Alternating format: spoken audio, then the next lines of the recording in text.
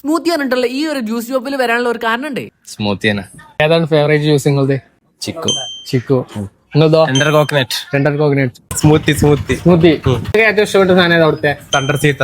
അടിപൊളിയാ. അടിപൊളി. വയലത്തൂരുള്ള ഈ ഒരു ജ്യൂസിന്റെ ഷോപ്പിന് ഒരു പ്രത്യേകത ഉണ്ട്. വയലത്തൂർ വന്നാലും ഈ ഒരു ഷോപ്പ് നിങ്ങൾക്ക് കാണാൻ പറ്റൂല. കാരണം ഈ ഒരു ഷോപ്പ് കുറച്ച് ഉള്ളോട്ടാണ്. ഉള്ളിലാണെങ്കിലും കസ്റ്റമറിന് ഒരു കുറവില്ല. അതിനുള്ള കാരണം വേറെ ഒന്നുമില്ല. വയലത്തൂരുള്ള ഏത് കുട്ടിനോട് സ്മൂത്തി ആരാന്ന് ചോദിച്ചാൽ അറിയാത്തൂലുണ്ടാവില്ല. ഇവിടെ വന്നപ്പോഴല്ലേ അറിഞ്ഞു ഇവർ ഇവിടെ പുതിയ മെനു ലോഞ്ച് ചെയ്തേ. മെനുവിന്റെ ഒരു ഭാഗത്തിന് എത്രങ്ങാനും ജ്യൂസ് ഐറ്റംസ് എന്ന് പറയാൻ ഞാൻ എണ്ണി മടുത്തു.